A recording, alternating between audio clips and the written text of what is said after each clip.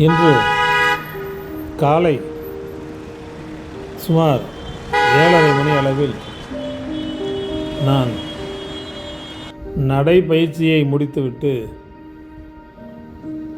பரமக்குடி நோக்கி இருசக்கர வாகனத்தில் சென்ற பொழுது ஒரு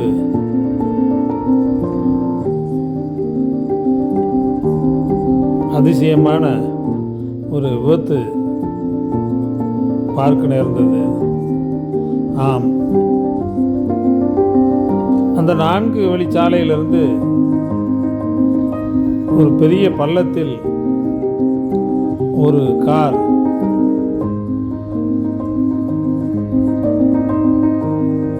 முள் செடிகளை ஒட்டி நிறுத்தப்பட்டது போல இருந்தது.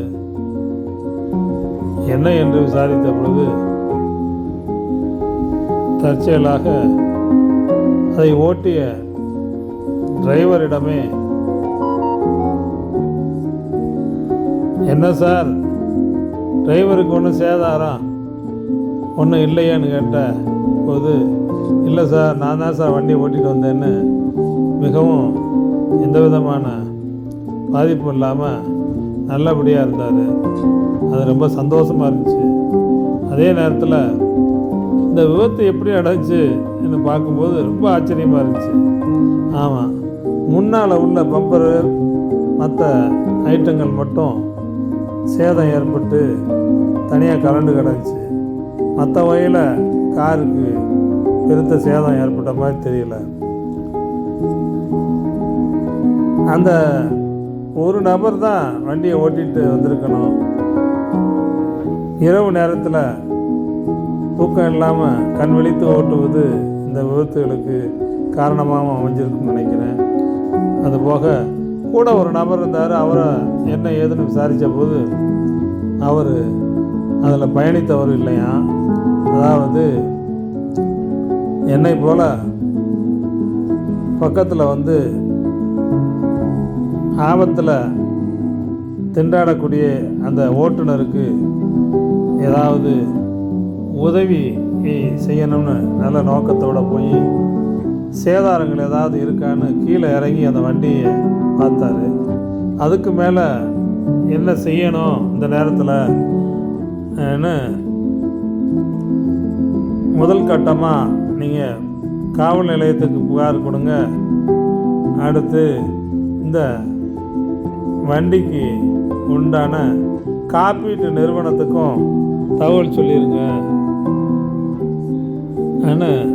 அவருக்கு அறிவுரை வழங்கி, அடுத்து அவங்க வர்ற வரைக்கும் கொஞ்சம் ஆசுவாசப்படுத்திட்டு கொஞ்ச நேரம் பக்கத்தில் என்ன போய் டீ சாப்பிட்டு வந்துடுங்க, பக்கத்துலேயே கடைகள்லாம் இருக்குன்னு ஒரு உதவிகரமான ஆலோசனையும் வழங்கி அவருக்கு உடனே ஃபோன் பண்ணியும் தகவலெல்லாம் சொல்லி முடித்தார். அதிலேருந்து இந்த ஓட்டுநர் இன்னும் ஓட்டி வந்த நபர் இன்னும் அந்த அதிர்ச்சியிலேருந்து விடுபடாத நிலையிலேயே அப்படியே பிரமித்து போய் ஃபோன் பண்ணிக்கிட்டே இருந்தார். சரி, இந்த விபத்து எப்படி நடந்திருக்கும்ன்ட்டு பார்த்தா பக்கத்தில் எந்த விதமான கார் டயர் மார்க்ஸும் எதுவும் இல்லை. அந்த கார் இருக்கிற இடத்துல, விழுந்த இடத்துல தான் ஒரே ஒரு டயரு போன தடயம் அவர்களுக்கு தெரிஞ்ச வழிய மற்ற எந்த இடத்துலையும் இல்லை. பக்கத்தில் மரக்கண்டுகள் வளர்க்குறதுக்காக பாதுகாப்பாக செடிகள் வச்சுருக்காங்க. அதுக்கும் சேதாரம் இல்லாமல் இருந்துச்சு. நல்ல வேளை எந்த விதமான பாதிப்பு இல்லாமல் பறந்து போய் இந்த விபத்து நடந்து பாதிப்பு இல்லாமல் இருக்குது.